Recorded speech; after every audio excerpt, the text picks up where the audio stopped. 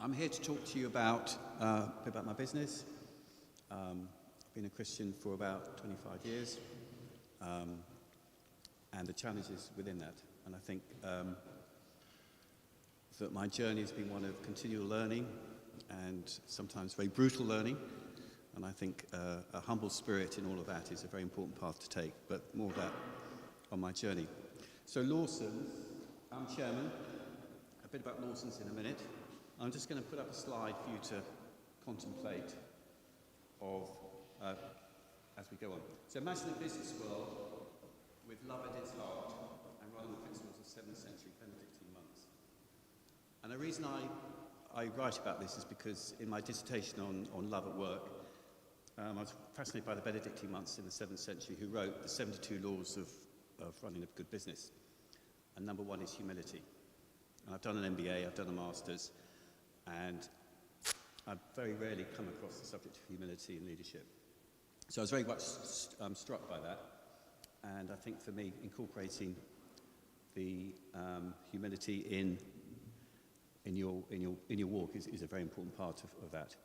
And as we go on in the talk, I see a lot of secular principles built around power and control, and humility is a very much lost art in my view. So I'll just put that up for reflection. So who are Lawson's?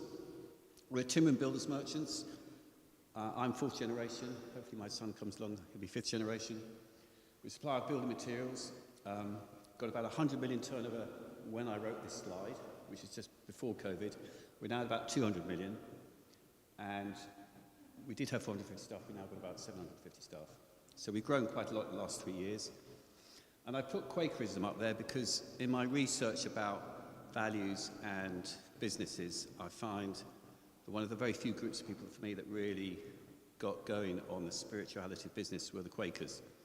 Like the Rowntrees and the Cadburys. I don't know if you know much about them, but the Cadburys built their villages for their staff. They identified social housing problems, and you can argue that's very relevant today. They built communities for their staff. They had welfare. I think one of the first companies put dentists into their workforce because the quality of the healthcare in the work or outside work was very poor. They built libraries for the staff, teaching people how to read, and you can argue those problems are still here today. So I put Quakerism. I'm actually come from a descendant of Quakers, so I'm kind of quite in tune with what they do. And again, that is very much part of my story.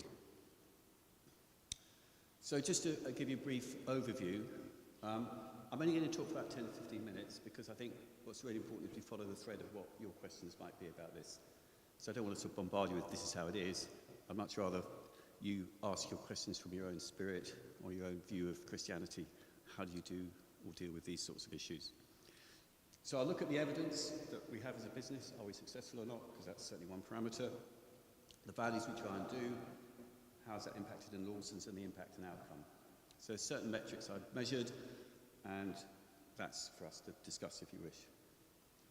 So again, 93 we had 2 depots, 50 employees. 2018 we had 17, 450 employees. Today we have 40 depots and 750 employees. Our profitability, if you want to go down to the bottom line, are we profitable by doing what we do? Our profitability is about 8.4%, and someone like Travis Perkins is 6.1% when I last looked at it. So we are generally much more profitable than the average sector of building materials supply. Yeah. Yeah, certainly. Yeah. Do that. Yeah, good idea. Like that. So if you want to look at is this good business practice and go to your accountant, he'll probably say, yes, that's good business practice. So again, evidence suggests what we do is probably quite a good thing. Staff turnover is always an important one when you look at why people move on. That has grown quite a lot recently with COVID, but everyone in this sector has the same problem. There's some stats down there which speak for themselves, but generally our staff turnover is much less than the competition. If you look at issues such as pay and issues about do you like who you work for, COVID has accelerated all these issues, especially on do people want to stay where they work, on the right-hand side. When I did this The latest one I could find was 2015. Only 20% of employees are proud to work for their company. And when we did our engagement survey in 2017, we were running at about 90%, with, more importantly, 3/4 of our staff participating. So again, the evidence of that is pretty substantial. One of the challenges of a successful business is how do you pay and reward your people? And one of the things I've put in, and I'm not saying it's right, but is to look at the difference between the highest paid and the lowest paid, because directors will always want to have a say that they've made the business successful, therefore they want much more money. My view is if they can keep the ratio 10-1 from the lowest paid, they can have a higher pay, but the incentive is to get the lowest paid up. So we've moved to things like the real living wage in London, and I still find it very challenging. Can you live off 25 grand a year or 30 grand a year? It's virtually impossible, I would have thought. So the incentive for the directors, if they want more pay, they've got to get the lowest paid high as well. Then they can have a multiple of 10. So on that scale, that's what we do. But if you look at some of the big corporates, I mean, some of the pay scales between the top and the bottom run into the hundreds. And that certainly wasn't the case 2 or 3 years ago. In the 1970s, 1980s, that ratio was a lot smaller. So there are real challenges for me within how we treat people in terms of basics like pay between the lowest and the highest. Trust is, for me, a massively important thing about how we run a business. We have a very open store policy. I can be asked any questions people want. So global trust in UK business is 52% on average. Lawson's, on our employment survey, is 85%. Now, we would have repeated all these sorts of metrics during COVID, but of course COVID pushed a lot of this out. So hopefully the next year or two we'll have much more up-to-date stats. But that's the trend that we're looking at. So a bit about me. I went to university, I did my MBA, I did a master's dissertation in sustainability, which I did it because I could do a thesis of my own choice. So I did it Love at Work. And I asked the question, if we have a family that we know we love and look after, how does a family business or business copy that? I think everyone basically understands family and love, but when you go into a business and love, it becomes a bit of a grey area. In fact, a lot of people can't even talk about it. So I really pushed into how do we create the dynamics of a true family business, like the Quakers did in the 1850s, the Rowntrees, Cadburys. I think they demonstrated how to bring love into the workplace. And so someone like Joseph Rowntree was incredibly humble. He lived in a 2-up, 2-down house right to the end, and all his time was spent just going around chatting to people and really feeling their need or their want for that time. So Quakerism was a big part of that dissertation, and I went into for me, very important aspects of what is a secular world value in business, and a lot of it revolved around power, which I'll come on to in a minute. I'm very much lacking in humility. So here's an example of some of the things I try and do to lower the balance of power between me and my people that work with me. So what I do, I like to cook. So what I do is I invite people around to my house. No managers, no directors. Anyone below that level is invited. And I have up to 20, 25 people. I cook for them, so it's a servant leadership aspect. I don't have caterers come in. And I'll serve them lunch and then talk with them about how they feel about working for Lawson's.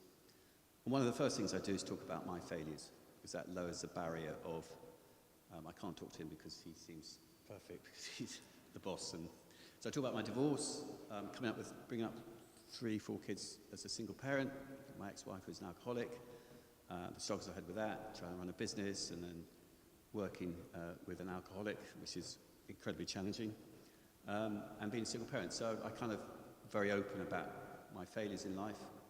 And what's great about that approach is that people will say, oh, right, can I tell you about my failures? And through that, we shape the culture. So when you understand people's struggles, you can shape the culture around what they feel. So for me, cooking and a servant leadership style was a really important part of how do we shape culture and how do we hear the voices of the people that work for us. So that's one of the things I did. Out of that, we get a really strong sense of what people value. These are fairly generic in some senses, but one of the most important ones is the fourth one, this sense of belonging. It is a very transient world out there. The internet, Facebook, has all made it kind of very fluid and you can move around, and I think there's a role for that, but I think my experience, 80% of people actually want stability, and if you've not got that, it can be incredibly unsettling if you've got kids at school and you've got a community around you and you suddenly be told you've got to go work in Newcastle or something because of the job tells you've got to do. I think there's a big gap there for companies offering you this concept of sense of belonging. You can call it job for life or you can call it whatever you like, but if people have got stability, they've got their kids in local schools, they're happy where they are. I think if a firm can offer that, that's a really important part of the package. So all of these come out of the sort of values lunches, sponsored events down, third one from the bottom, family day, children's Christmas parties. I'll tell you a bit about that in a minute, but we have family days where we have up to, I think we invite staff from 4 or 5 of their immediate family, so up to 1,500 people to, I don't know, one of the parks on a Sunday. So we try and build relationships through community and things like that. So understanding what people need and how they value life leads into our family values, and that's from a spirit of being humble, listening, and understanding who works for you. Here's some of the things we do. The fourth one down is the Employment Assistance Programme, which is basically a confidential helpline. One of the things I'm very conscious of when we raise much smaller, people used to come to us and say, I've got financial problems, can you help me, lend me 50 quid or whatever. When you get to 750 people or 800, whatever we have, it's very much more difficult. So we outsource this confidential helpline, and it really covers everything. You're going through a divorce, you're going through bereavement, how do I write a will, how do I learn to do whatever. You can bring that up confidentially, and they will tell you or give you professional advice. They have lawyers, they have counsellors. So there's a whole range of services that we can offer people. And the only time we find out if someone is, say, I'm going to commit suicide, so they will ring us and say, you've got to get a hold of Joe Bloggs because he's threatening to take his life. Other than that, it's completely confidential. So it's a 24-hour service open to all people in their house. So your wife or your husband can phone up, and they've all got the numbers they can use. So there's things like cycling work schemes, and there's a whole range of stuff here, staff purchase schemes. The red one at the bottom is a profit share scheme. So one of the things we've introduced is as the company becomes successful, we've given back some of the profit to all the staff, and that is everyone. A lot of companies now just give the directors and managers profit. We've said, no, everyone's included. There are different ratios to that. But for example, last year we gave out £3 million to all the staff in various packages. People on the lowest pay got 10% of their wage for the year in a profit share. The directors and managers got 40%. So it's quite an attractive scheme once they hit a certain profit share target. So that's become part of what we do to give back and help people on their way. So from a biblical point of view, how does my walk reflect in the Bible? How does the Bible help me? I think one of the things that really struck me was this one, Philippians 2, verse 2. It says, there makes me truly happy by agreeing wholeheartedly with each other, loving one another, and working together with one mind and purpose. Don't be selfish. Don't try to impress others. Be humble, thinking of others as better than yourselves. Don't look out for only your own interests, but also for the interests of others. I think it's a great statement of how leadership should be formed. And I would take away almost every other aspect of leadership and say, if you can do that, you kind of probably going to crack it.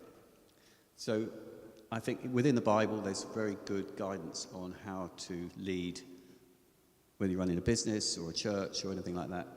And I think it's one of those things that's really been impressive for me.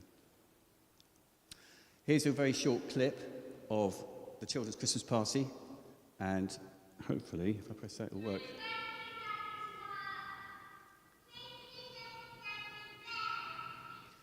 So this was the children's Christmas party, and everyone in the firm who's got children under 10, all the children get presents. We have up to 500-600 people turn up. My father dresses as Santa Claus. We have, luckily he can keep cool in his Christmas outfit, but all the kids get a present from Santa. And we have a buffet, and we try and bring everyone together. It's getting more challenging, obviously, as we get 750 people, but introducing the kids where daddy works or where mummy works is part of how we try and shape the culture. So everyone gets a present, and it's something we invest in quite heavily. And I talked about the family day as well earlier on. That's much more in the summer, where we go to a theme park and get everyone together. So we do a sort of children's Christmas party, then a theme park. So here's a short clip. I need to take this out now. And I think this is a very short video which really sums up a lot of the things that I think are important.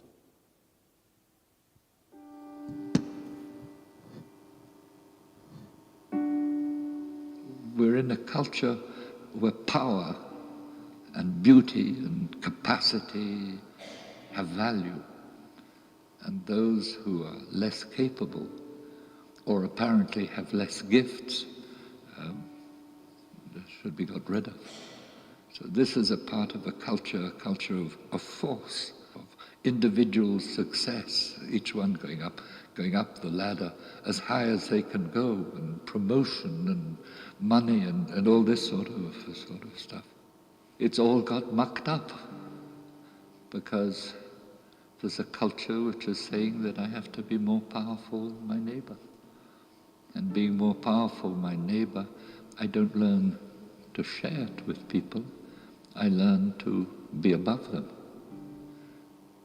So the secular world is a world where there can be a danger of forgetting the we, that we're part of a family. How can this change? The question will always be how to lose power. So spirituality then is about getting close to people who've been rejected. It's breaking down the wall that separates the rich and the poor. But there's something else. It's a meeting. And a meeting implies that I'm not better than you. You're not better than me. We're just children of God. It's that movement of going down, not believing in power and in promotion. When somebody meets me in the depth of my being, where I don't have to pretend that I'm better than others, there's a liberation. A liberation to be myself.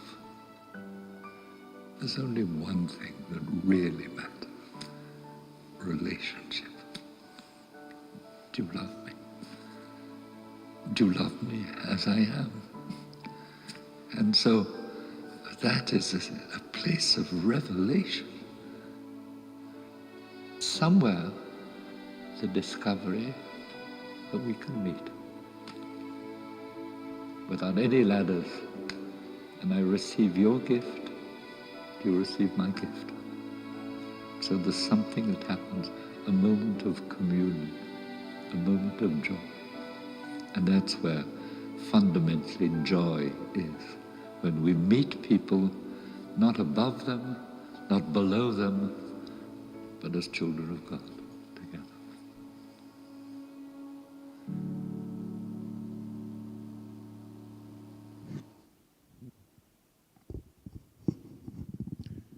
So I think that sums up very well this issue of power and relationships with people. And I think when everyone moves together in one direction, you have potentially a great business. So what are the lessons on my journey? As it was said just now, it's about people and relationships. The more humble you are, the more you can connect. And the more connection you have, the greater I think you can build a community of good, essentially. Check your power and be humble. And a lot of people don't want to hear it. But one of the things, great relationships I have with my dad, who's 19 and still works in the business, he will check my power. He will challenge me, as I will challenge him. And that can be painful, but we're all wrapped up in ego and how important we are. And I think to have your checks and balances on your powers is a really important thing. And build culture. Through all of this, you build culture. And if you're worried about the internet coming along to attack your business, which you all are if you're in business, as Peter Drucker said, one of the great 1970s gurus on business, he said, culture eats strategy for breakfast. So for me to counter the internet, Amazon, whatever you want to Deem is coming along. For me, it's about building culture. I can't compete with Amazon on their IT platform, but I can compete with culture. So that, for me, is a really important part. So that's it. So thank you for listening. And what I'd like to do now is just follow the threads of where you want to take it. So over to you.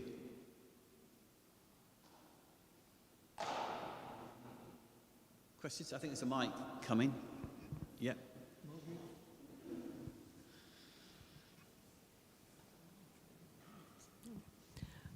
Well, I suppose, first of all, are you a London-only firm? Because I was thinking the whole thing about the meals and the Christmas parties and Yep. everything, if you were actually scattered around the country, Which we are I now, guess yeah. that wouldn't work. Well, in the last 3 years, we've doubled, and we've gone from a London-based business to a southeast England base, and then we had COVID, and one of my challenges is, what do I do now? I can't do, as you say, that same level, given the diversity of where we are location-wise. So I haven't quite worked that out yet, but I think taking everyone out to a pub, buying them a drink, is probably how I'm going to balance that out.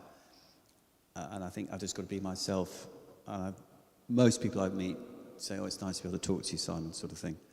So it's going to change. I'll still probably do some of the values lunches, but it'll be for London-based people. But you're right, it gets more complex as you get bigger. I think one of my challenges is to get people along with me who have that same values, and maybe they can do that in the regions, because we now got places in Lincolnshire down to Havant in Portsmouth. So with 40 branches, it gets more complex. So you're right, it is, but that's part of the challenge I have today. But building that good base where people know that they have been to my house and have been served lunch, hopefully that, I must have served 300-400 people through my house. Hopefully that message gets out. If that answers the question.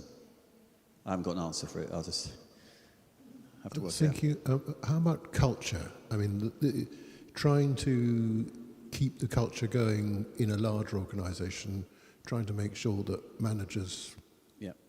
manage according to culture. How do you do that when you're expanding? It's very difficult, and I think I've got lots of examples where managers don't behave in a way that I'd like to be behaved, because they're very driven by their own agenda, and I think that's one of the challenges of people. I'll make no bones about it, running a business on these values, and the reality of the secular world is really difficult. And if I can get 70-80% of people on my wavelength, that would be great. But we have significant challenges in, I think people don't believe what you do anyway, because they're naturally skeptical. That's one aspect. The more I understand people, the more I realise how complex they are, and often what's driven in their home life to how they were treated at school, whether bullied, whatever it is, manifests itself at work. And there are countless examples of that I have. All I can really say is I think we have a better operation than our sector, which comes out in the stats, but it is a really difficult one to do. How do you get 800 people all on your own wavelength? I think you have to lead from the top, have to do the sort of things I've talked about, and you shift, hopefully, into a much better place. So when the buffers come like COVID or whatever it is, you have a much better place. So I would say lead by example, be humble, be open to everyone, and hopefully the good will bring some of the bad apples up a bit. But it is challenging, yeah.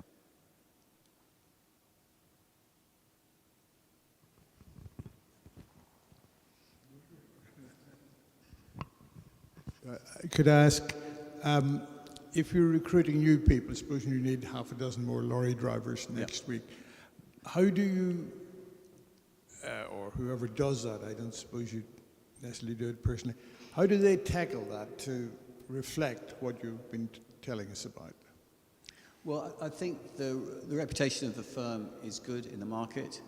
We're now of a size where we are known by the competition, and that would be Jewson's or Travis Perkins, all these big national groups. And we've got a director joined us from Jewson's, one of their rising stars, said, I want to join Lawson's. And he said to me when he joined, he said, you've got a great reputation out there. Mm-hmm. So I think as people come along to work for us, what I hope is they say, there's something about Lawson's that makes me want to come and work here, and they come and work for us. So that's part of it. I think my experience is because we're in a fairly low-paid sector. Pay is actually a really important thing for most people, and I get that given the London market. We tend to pay above the market rate now, so things like the Living Wage Foundation, not the government guideline, but it's the real living wage. So we've moved on to that last year, one of the first in our sector to do that. So it's having that culture, I think. So one of the things I notice when I go into some of my competition, I can pick up the language, which tends to be quite a lot of swearing. When I go into our branches, I notice there's very little swearing. So it's little things like that, I think, that build the spirit of the place. And I think people want to come and work, right people want to come and work for a firm like that. But So- you must also be vulnerable to, if you recruit people, you can't make perfect judgments all the time Oh, yeah. of recruiting people who don't or won't share your values. I mean, people Yeah. Well, in London, you might Yeah. be recruiting come from all sorts of different Yeah. cultures and Yeah. Well, to give you an example, like we recruit people from the prisons and various other things like Timpsons do. What I would say about our, this love at work concept, it's not a soft, gooey thing. We are a tough employer. Make no bones about it. If you don't want to play ball, you're out. And I'm very clear about that. You can't, in this environment or business environment, afford to be, not weak's the wrong word, but our values are values. You want to kick against that, go and work for someone else. And we're very clear about that. So I would say the love at work concept, from caring, looking after people, is our values. But if you don't want to play ball, go and work somewhere else. Got no issues about that. So we're quite tough as an employer. But if you get in trouble, you've been with us for a while, and lots of people get in trouble. That, believe me, will back you 100%. We have a hardship loan scheme, which has been really busy this last year.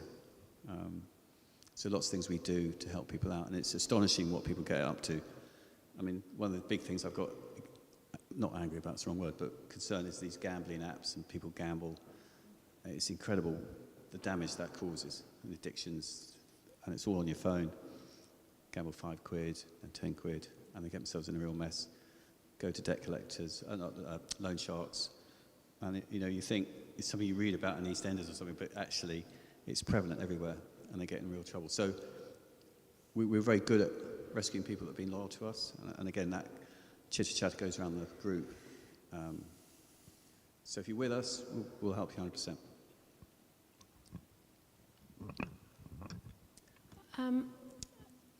The world, most places are pretty secular, and you speak very openly about faith and the Bible, and that's quite hard.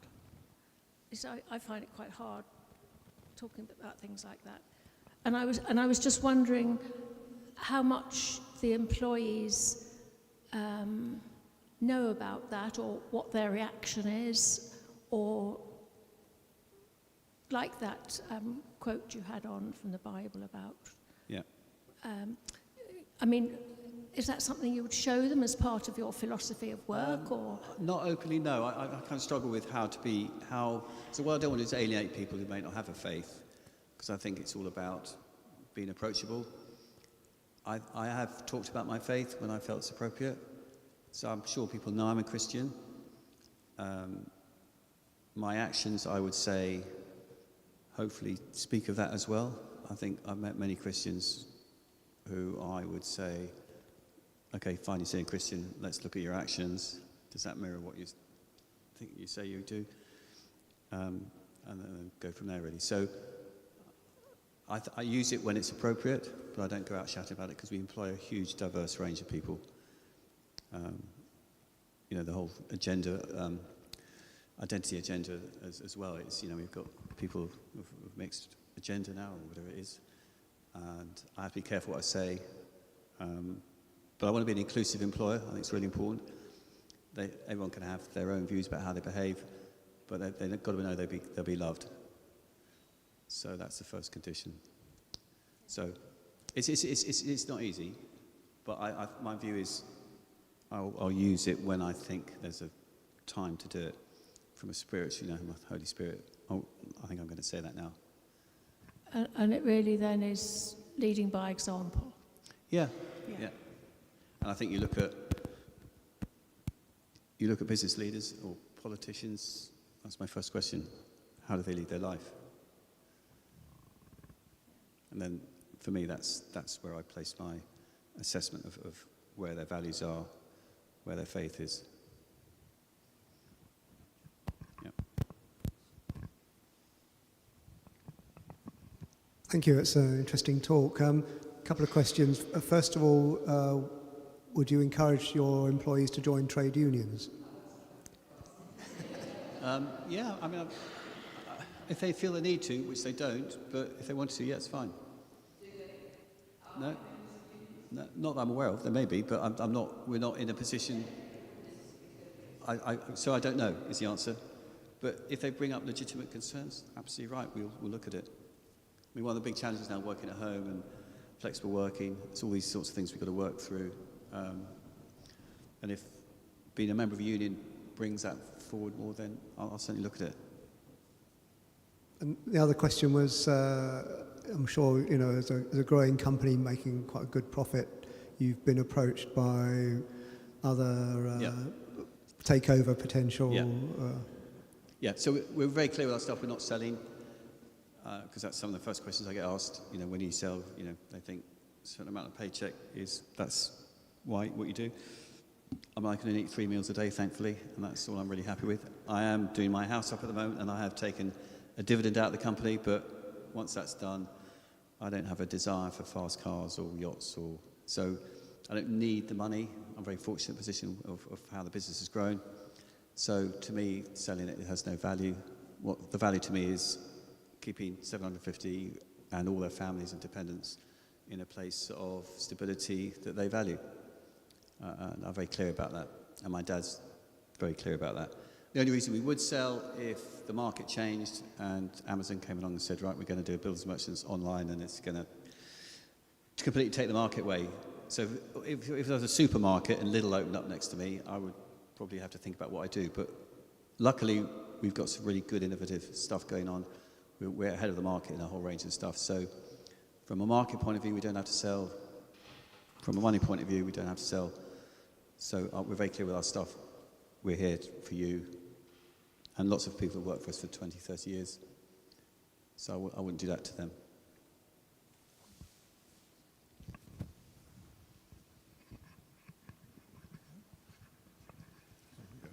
Well, I don't think I need it really, but I just wondered if you'd ever thought of a cooperative form instead of a family farm, because of Bewley's in Ireland, you know, is a cooperative form. I mean, there's employee ownership, there's... Oh, sorry. Yeah, The question was, have you ever thought of using the cooperative form for your business as opposed to the family firm? No. I've looked at employee ownership along those similar lines, and I think luckily me and Dad are very innovative and forward-thinking, and I've looked at and been to a number of cooperative firms, and I think when you get too many people involved in what they think is right for the firm, and they're not got the right, in my view, ability, because everyone thinks they have, but very few people have, then I'm not convinced about employee ownership, because I think what it needs is leadership, and if you diverse the leadership into a group of consultation, I think you can lose your way quite quickly. I'm not saying I'm right or wrong, that's just our view. And we've always had a very tight shareholding in the company, so it's down to basically me and Dad. We mess it up, it's down to us. Don't want to put the blame on anyone else. But we've been successful, we know how to make it work, and I value people's input into that from a cooperative point of view, but not from a shareholder or actually trying to tell us what to do because they've got 5% of the shares or whatever. So that's our business model. I think family businesses have a role. Cooperatives certainly have a role as well, but it's not for us. That's our view.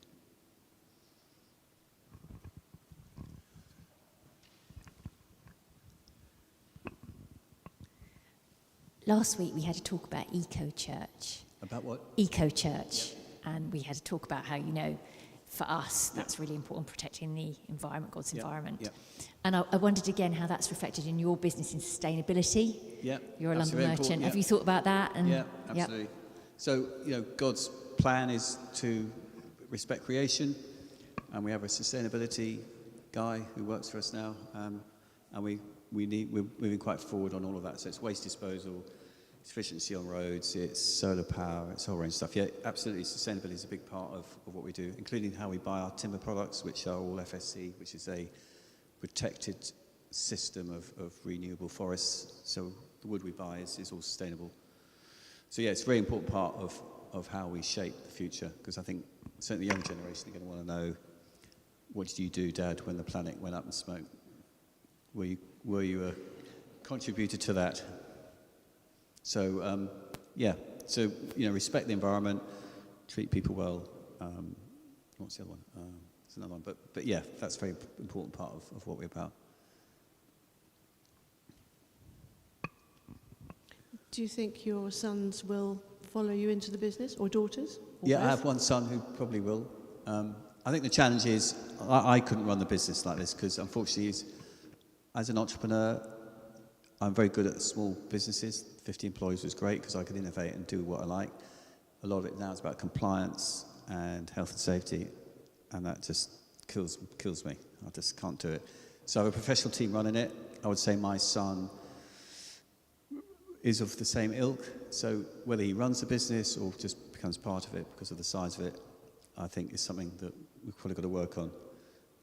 My advice to him at the moment is build you a great team to run it, and then let them run it based on your values, and you pick something that you want to do alongside that, because it is a complex world we live in, and certain people, as it gets to a certain size, are very good at that.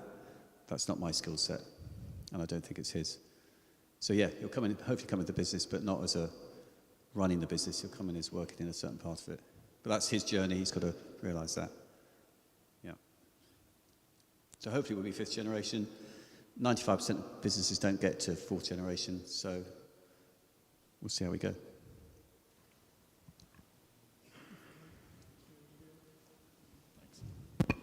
You touched on one part of your supply chain there in terms of FSC Yeah. certification. How do you extend your values into a supply chain when a lot of your products are presumably commodities? So you are chasing pricing, you are matching competitors. Very difficult. Our charter is we pay suppliers on time. We don't play the game of holding payments up, which a lot of firms did during COVID. So when there are things, this may not quite answer the question, but when there's shortages out there, suppliers will come to us because they know we're a good pair. There's aspects of it we can do. I really, because the market is so controlled by 3 or 4, like cement manufacturing is 5% of world pollutants. It's a really difficult subject, but you have to use cement at the moment.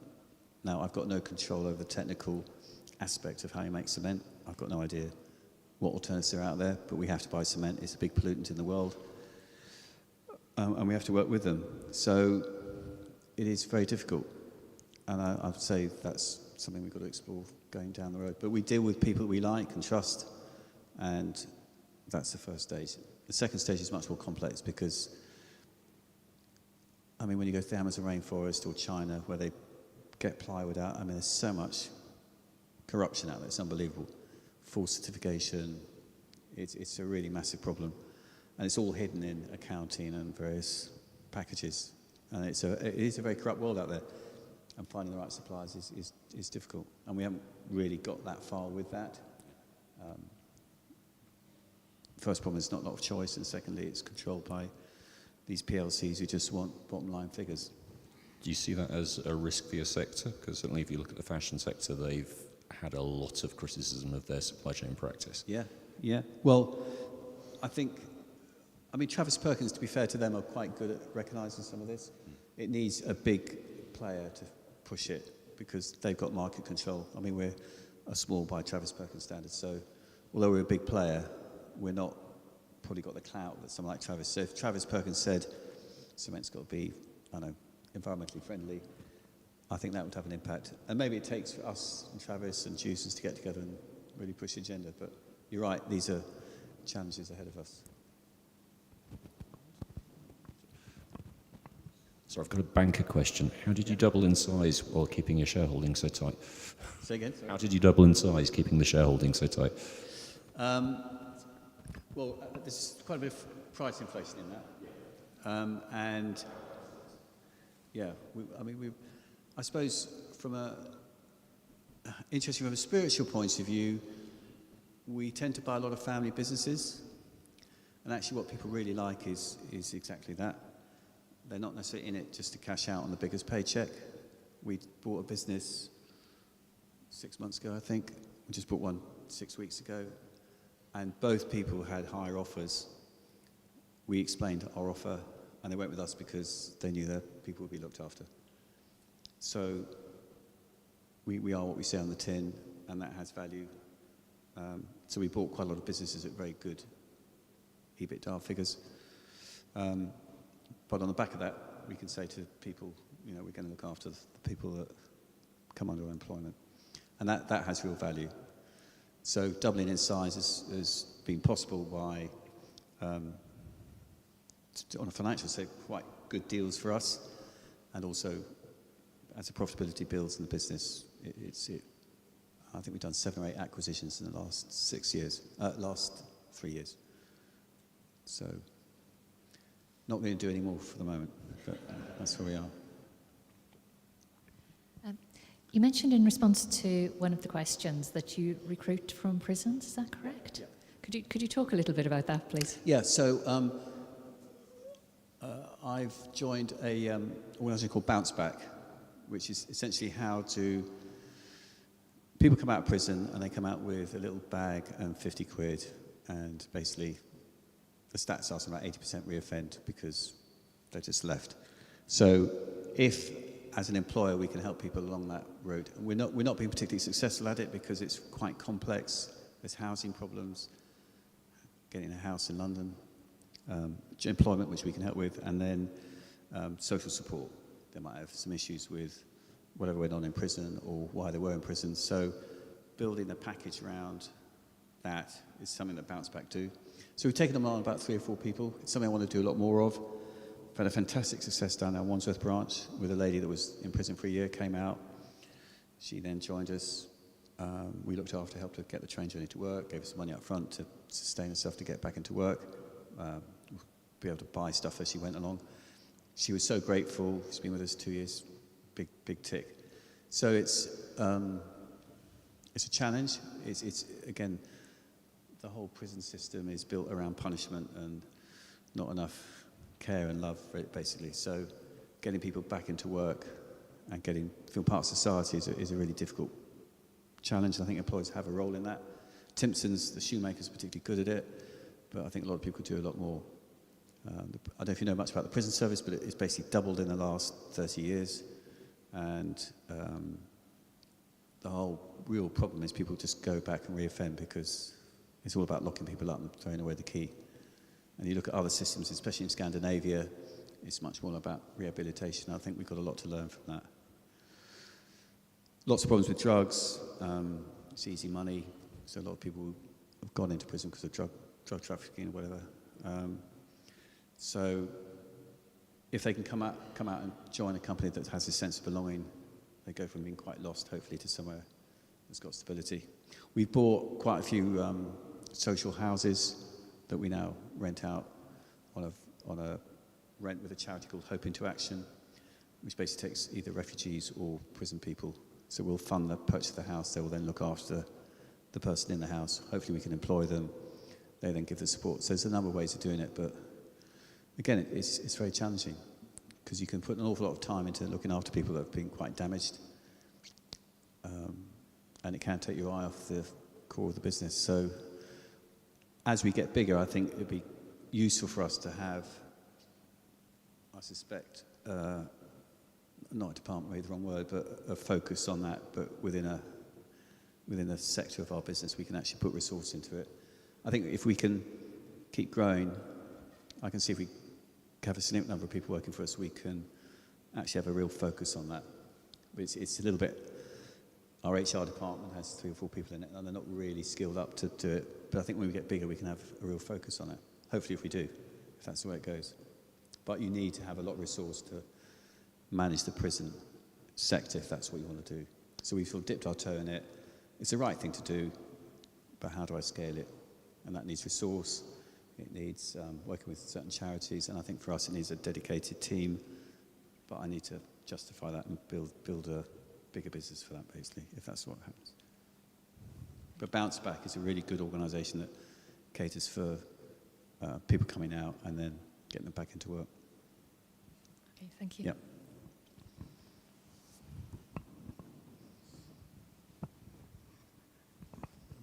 I've just got one question which really follows what Caroline said, which is you talked about it very much as a family business. Yeah. But is there any real reason why it shouldn't work, whatever the structure of the business, and whether it's a PLC or not? It's a culture. Yeah, absolutely. Yeah. I mean, it's what you want to build. The problem with the PLC is they rotate their CEO or board every 2 or 3 years, even less than that. And their whole reward system is built on short-term, how much can I get out of this business within 6 months, because I'll be out of a job, because the next CEO. So a PLC is fraught with problems of how much money can I make, linked to the stock market, which are linked to your pensions, so I get that. And that's what they do. And if they cut costs because they don't have a prison service, because it's quite costly, in fact, to help someone out of prison get back to work, they won't do it. So they're pretty ruthless. I get why they do it. So it's more difficult, I think, for PLC. If you're on the AIM market or the PLC market, you are driven by your shareholders, and your shareholders basically want the money for their pensions. They want profit. That's the world. And that includes environmental. There's a lot of greenwashing going out there. It's just unbelievable. There's a very good book, which I read recently, called Very Bad People. And it's about an investigative journalist who actually goes into some of these, Shell would be one of them, some of the big timber companies, and he highlights the absolute greenwashing that goes on. And I don't know if you read, it's in the news a couple of days ago, that one of the oil companies made $169 billion or something last week. And it is all about that. CEO gets a massive package, the shareholders are happy, tick. But there's a massive amount of problems when you go down into what really goes on at the front line. So, yeah, PLCs, if they can, great, but I don't see a lot of evidence of that.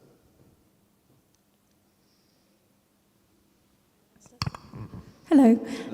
Thanks for that. I was just going to ask if you had any thoughts from the perspective of someone who isn't a business owner, from employees, from your experience, any kind of advice or... In terms of... That was quite general, wasn't it? In terms of business ethics, if you're not in a position to be able to sort of implement that culture in your own company, or are you? And well, go and work for a company that does. Okay. Yeah.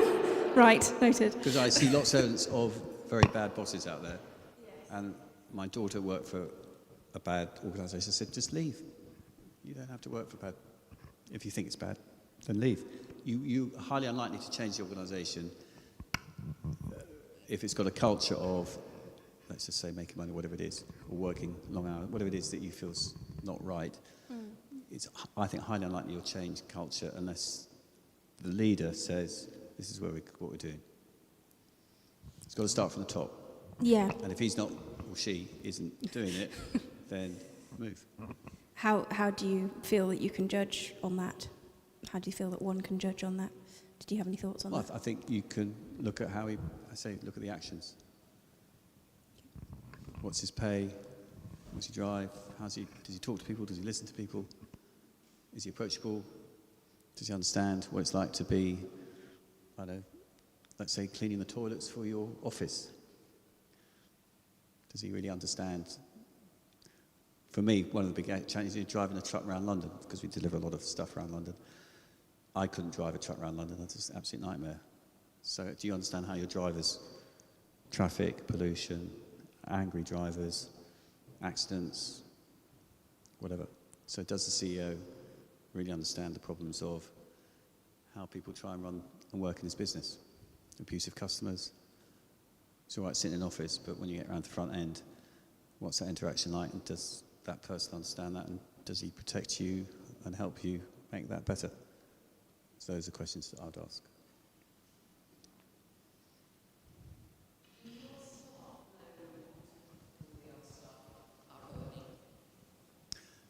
That's all I've done. I would say no. There is a debate about having transparent wages on the... What we do have is quite strict scales where people... Yeah, so everyone's within a certain bracket. Yeah. No, I wouldn't say everyone knows it, but if you're a lorry driver, you'll be within a range of 5,000 based on experience or age or your accident rate, whatever it is. So... Pay rise. Yeah, if they want. Okay. The answer will probably be no, because it will be reviewed. One thing we're careful of, people keep... A, they don't tell you the truth. They don't tell you the truth. They say, no, Jewson's or whatever have offered me £5,000 more, and say, okay, yeah, right, show me the paperwork. Or what you be careful of is that if someone gets a pay rise out of the normal annual review, it's like wildfire goes around. Oh, he got something now. So we tend to do it all in 1 month of the year. We moved to the Real Living Wage Foundation, which is a really important part for what we do. And I think we try and keep it on a relatively safe scale. And there's the profit share at the end of the year. Last year we gave out £3 million, I say, to all the staff. So I think we pay well for the sector. There's a profit share scheme. There's a pension scheme, which is very favourable. A lot of people do that in the sector. So it's not always a problem, but it's, the cost of living, it's horrendous out there for anyone under 30,000, I think. But no, we don't offer an open pay system in terms of what everyone knows, what everyone else is on.